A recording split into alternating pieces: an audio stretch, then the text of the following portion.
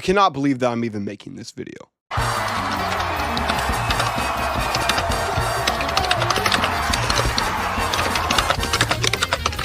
Let's talk about Carmelo Hayes. Let's have the Carmelo Hayes conversation, a conversation that I have not been wanting to have because this is my guy. If you know me from TikTok, this has been the guy that I have not only said is going to be a future 10-time world champion, but I personally believe that he is the next John Cena.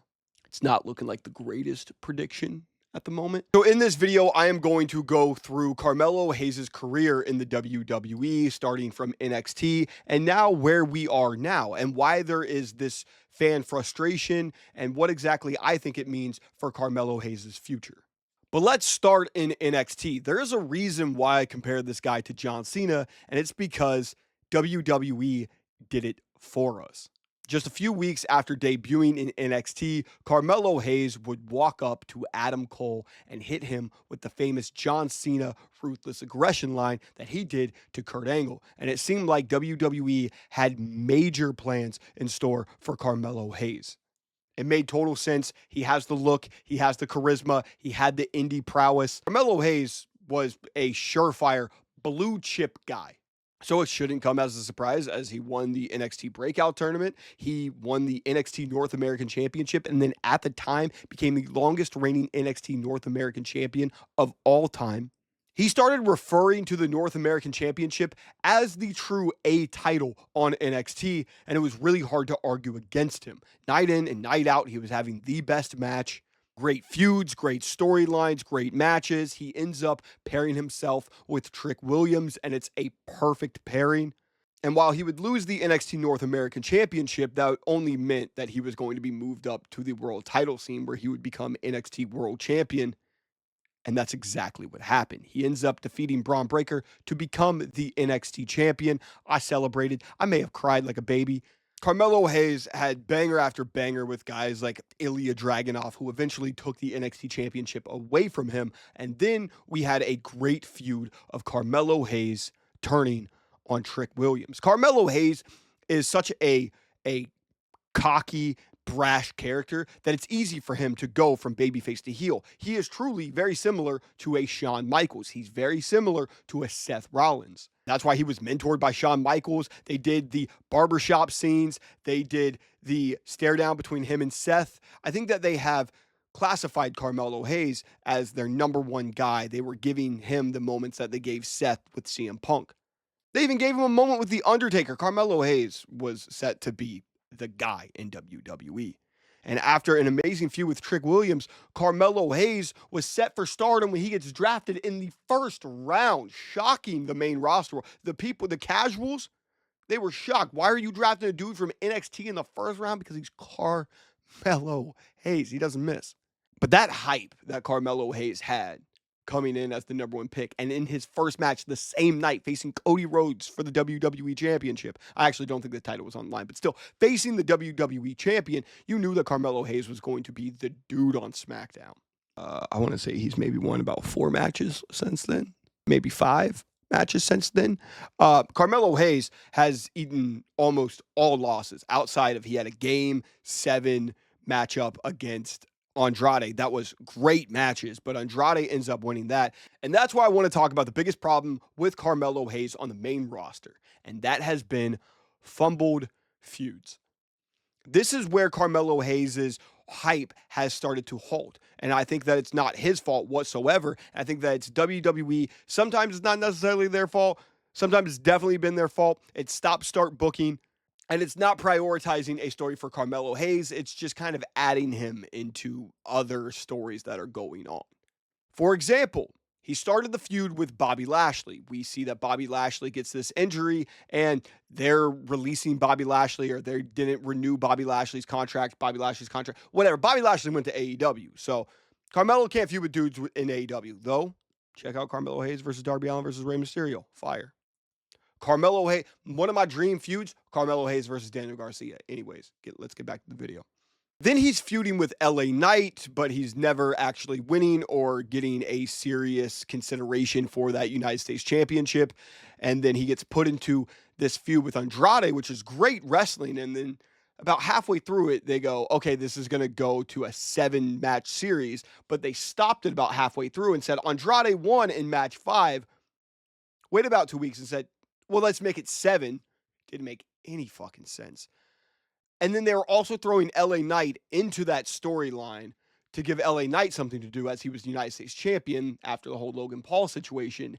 And it just felt like just a jumbled mess. The way I'm describing it sounds like a jumbled mess, and that's exactly what it was. So after the Andrade situation, we get to Carmelo Hayes working with AJ Styles, which unfortunately then AJ Styles gets injured. So that's once again another fumbled feud. Once again, not all of this stuff is on WWE, but the jumbled mess in between is absolutely on WWE. And I think that they're just they just wait for something to happen instead of just setting, okay, this is going to be the priority for Carmelo Hayes, or just straight up just making Carmelo Hayes a priority. I like the feud that Jimmy and Melo have right now. I'm a very big fan of it, though. Just on Friday, Melo took the pin from Jimmy. But the issue with that timeline for Carmelo Hayes is when you look at everybody else's timeline that moved up at around the same time as him. So, of course, Ilya Dragunov got hurt, so he's currently out. But even still, he was definitely prioritized on Monday Night Raw, getting a lot of wins. Then let's take a look at Tiffany Stratton, WWE Women's Champion. Let's take a look at Lyra Valkyria, WWE Women's Intercontinental Champion. Let's take a look at Braun Breaker, WWE Intercontinental Champion twice. Those are very big differences to where they are currently at in their career and where Carmelo Hayes is currently being booked. Not to mention, I'm pretty sure Carmelo Hayes hasn't won a match since like September. So one of the biggest questions for this video is, should you be worried for Carmelo Hayes? Not only is it the storylines, not only is it the losses, but I think the biggest thing that fans are frustrated about is it's getting really, really close to Carmelo Hayes not being taken seriously by the casual audience, which is what he needs to get over. And I totally understand that worry because at some point they're just going to see this guy as a jobber no matter how great of a wrestler he is. We have seen that with the likes of Apollo Crews, Cedric Alexander, Montez Ford, Dolph Ziggler, Mustafa Ali.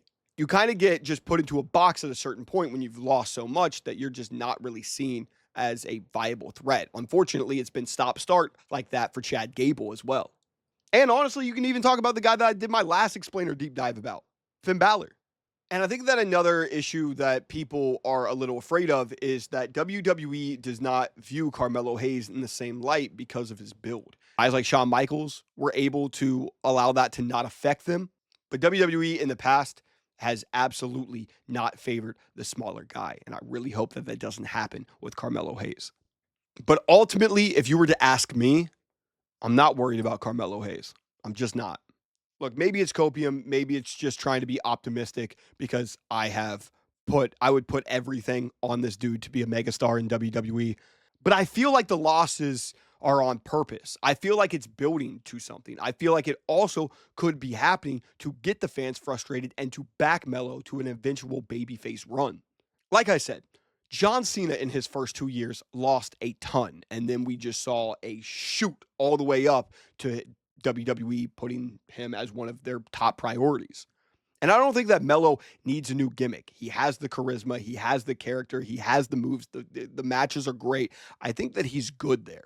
Unfortunately, I don't know how much WWE has prioritized why the fans need to care about Carmelo Hayes. What is the presentation? Look at what they did for Penta, all right, in a millisecond in WWE. And you got to look at somebody like Carmelo Hayes and you go, at some point, he needs that treatment. I'm not saying that every single wrestler day one needs the Penta treatment, but at some point, they need to put that treatment on Carmelo Hayes in a very similar way to what they did in NXT. He was literally the coolest wrestler.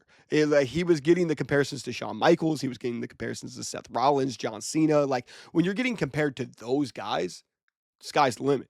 And I also feel like Carmelo Hayes' character is perfect for, like, the Money in the Bank. Carmelo Hayes absolutely needs to win Money in the Bank because all of those losses will not matter the moment that he wins that Money in the Bank, because easily then he is seen as the threat and he could be the cerebral guy that a Seth Rollins was to become WWE champion. I really see Melo's future as two roads, right? You could absolutely see him with the Money in the Bank, and they still don't care about his character, and they find a way to make sure that he's not over. And this could be a very Finn Balor or Austin Theory route. Or he could be going down a Seth Rollins, Shawn Michaels route. I think he's going down the Seth Rollins, Shawn Michaels route, and I feel extremely confident in saying that. And if I can just add a tiny bit of fantasy booking into this video, we're just going to sprinkle a bit of fantasy booking. And I know I do this a lot in the fantasy bookings, but I do believe that Carmelo Hayes would be really, really good for a stable. And the amount of losses that he's suffered, I do think that that would help his character a lot, is for him to be the second guy, maybe even third guy of a stable. Personally, I know that I have talked before about like putting Punk and the Street Profits together.